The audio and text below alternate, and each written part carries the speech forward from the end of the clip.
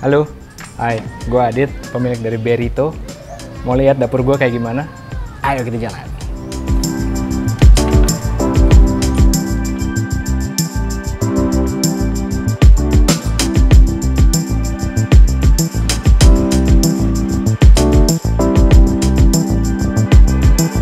Halo, nama gue Adit, gue ownernya Berito. Dan yang ini? Halo, saya Alanya, bantu-bantu di Berito. Sama ownernya juga, pemiliknya Berito juga.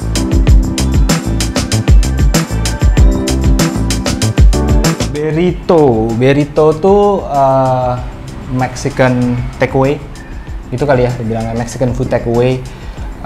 Jadi kalau misalnya ada banyak yang bertanya di luar sana, Mexican food kayak gimana sih rasanya, kayak apa gitu. Nah kita pengen coba kenalin masakan Meksiko gitu, dan sistemnya belum ada restoran, mungkin sebentar lagi setelah pandemi ini usai mudah-mudahan. Tapi sekarang kita fokusnya di takeaway dulu, takeaway business. Dan kayaknya di Indonesia atau lebih tepatnya di Jakarta kali ya, takeaway business tuh agak jarang yang fokus di takeaway business. Mungkin belakangan ini ada rice box, itu banyak sekarang kan. Tapi sebelumnya kayak kita mikirin 5 tahun ke belakang gitu, kayak orang selalu kalau ngomongin soal bisnis F&B pasti fokusnya ke restoran gitu, atau ya pokoknya harus ada tempatnya lah gitu. Dan sekarang gara-gara adanya pandemi, yang namanya takeaway business itu jadi kayak makin geliat dan makin hidup lagi gitu. Dan kita juga mulai ini gara-gara adanya pandemi itu juga sih gitu. Jadi yang takeaway jangan martabak aja ya, tapi bisa baca. Iya.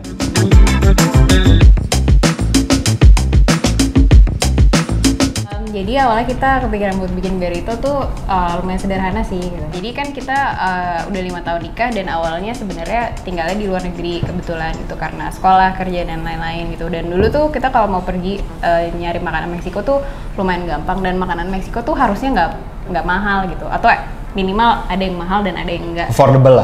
Nah, dan di Meksiko sendiri kan juga kayak taco tuh ya makanan ya bisa beli dengan murah lah, 10.000 lah mungkin kalau di sini.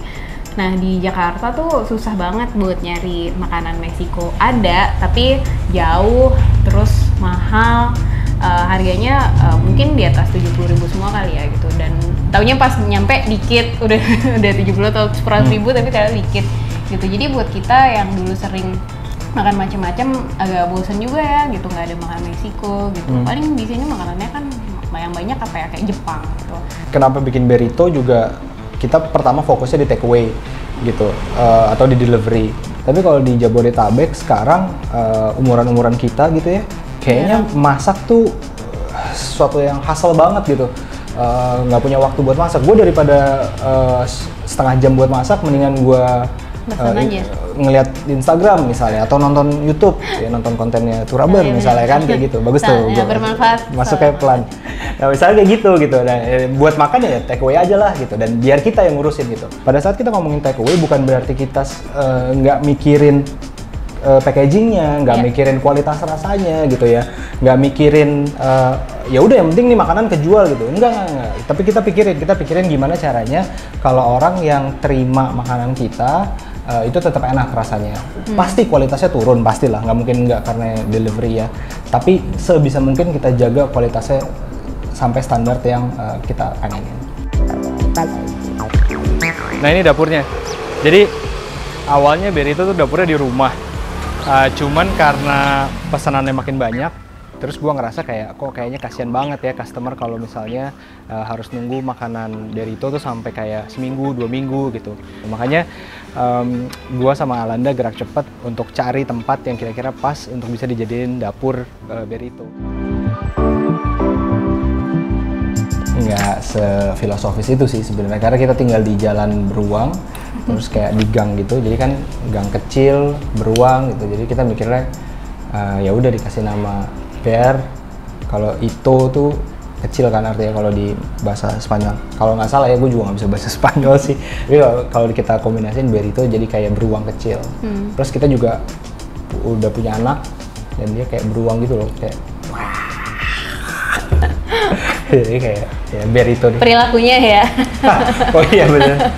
sama wordplay dari Burrito juga sih, karena memang Burrito tuh menu yang pertama kita develop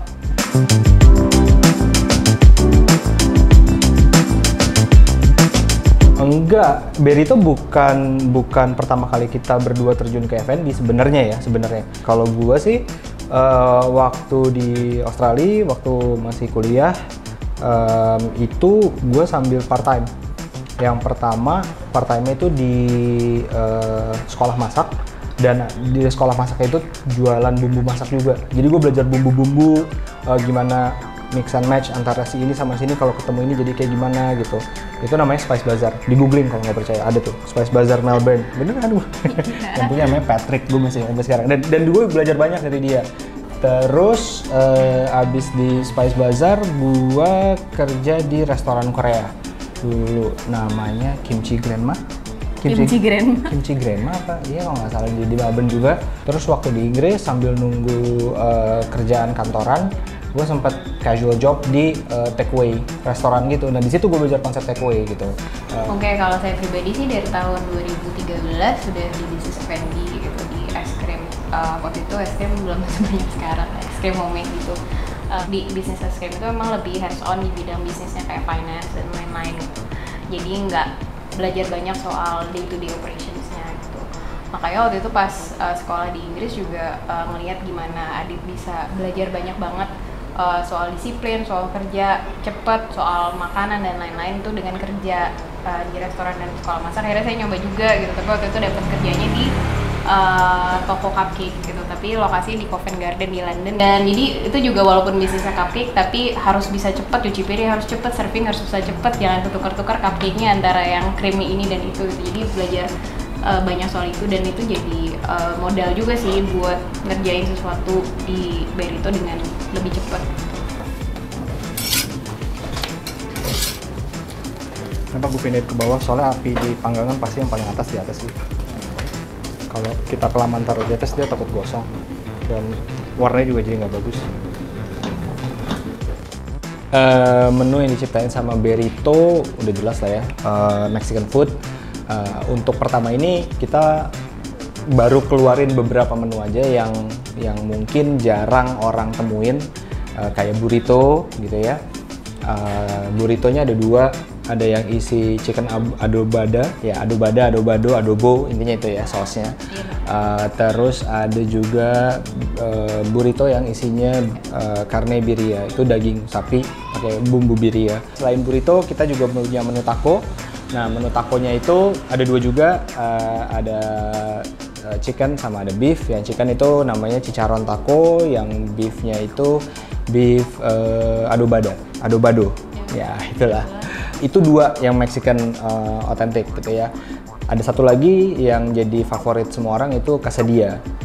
Itu dalamnya penuh dengan keju dan juga ground beef. Sama satu lagi yang mungkin orang-orang agak-agak surprise gitu ya, kalau misalnya Meksiko tuh bisa juga ngeadopsi makanan Amerika Serikat gitu, yaitu pollo frito. Kita punya ayam goreng. Bedanya mungkin sama ayam goreng Amerika adalah lebih di spicesnya. Jadi bumbu-bumbunya yang dipakai itu lebih banyak otentik dari Meksiko gitu ya.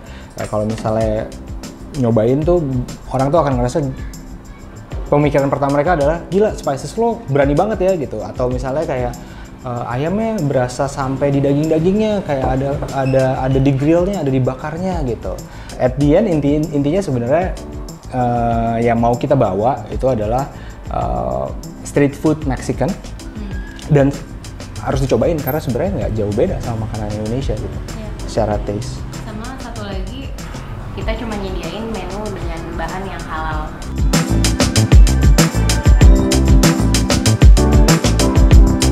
Kalau harganya kita sejauh ini kalau beli langsung, jadi selama kita bisnisnya direct to customer tuh semua menu kita berusaha awalnya semuanya 50.000 harganya. Jadi pollo frito, quesadilla, burrito yang ayam, yang pollo adobado burrito. Tapi makin banyak menunya, akhirnya ada yang carne birria burrito 65.000, terus juga carne adobada taco itu 50.000, satu lagi kita ramen taco itu 40.000 gitu. Sama ada satu lagi kita punya untuk waktu terbatas namanya sampler pack, jadi bisa nyoba burrito, quesadilla, pollo frito, hadiah 85.000 itu, dan semua menu kita tuh udah dapat satu bit.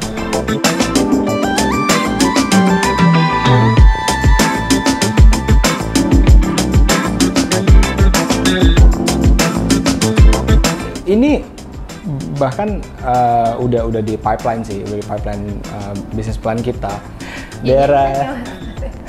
Daerah terhits di Jakarta Selatan, di daerah Cipete pengennya. Kenapa kita pengen nyasar ke Jakarta Selatan gitu ya? Kita pengennya kan kita namanya the South Mexican Dealer nih. Gitu. Jadi setelah Tangerang Selatan, Jakarta Selatan gitu.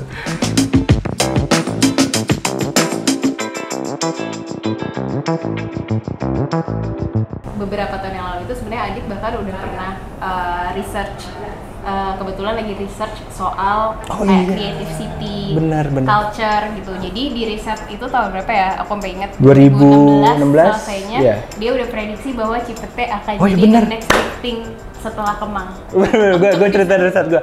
Bener. Jadi awalnya gini, jadi ada yang namanya mata pelajaran Creative City. Creative City itu jadi pada dasarnya ngejelasin gimana sebuah kota itu bisa hidup dari cultural space. Dari yang gue pelajarin ternyata karena cultural itu flowing, di Jakarta juga berlaku kayak gitu. Awalnya di Jakarta itu creative space-nya tuh adanya di Cikini. IKJ karena ada IKJ gitu. Di Cikini karena ada IKJ. Tapi kan lama-lama geser tuh dari Cikini itu geser ke Tebet. Gitu, digeser ke Tebet. The surprisingly di Tebet waktu itu ada ruang rupa. Om Leo, teman-temannya semua di sana lah, nongkrongnya apa segala macam. Nah, abis dari sana geser lagi ke Kemang. Surprisingly ada Rolling Stone di sana, gitu. Geser lagi dan sekarang dari waktu itu gue waktu lagi bikin segala macam, gue ngeliat gesernya ke Cipete.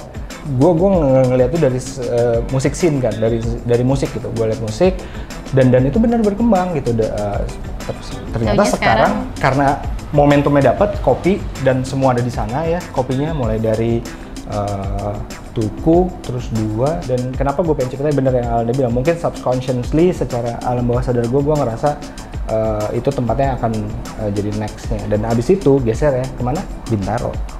Udah pada buka kan di Bintaro yang dari Cipete, udah. Iya. Cuman beda, memang angle-nya pasti Bintaro akan beda, akan lebih rumahan, gitu sih. Kita dibalik lah. Kita dibalik, ya, kita dibalik.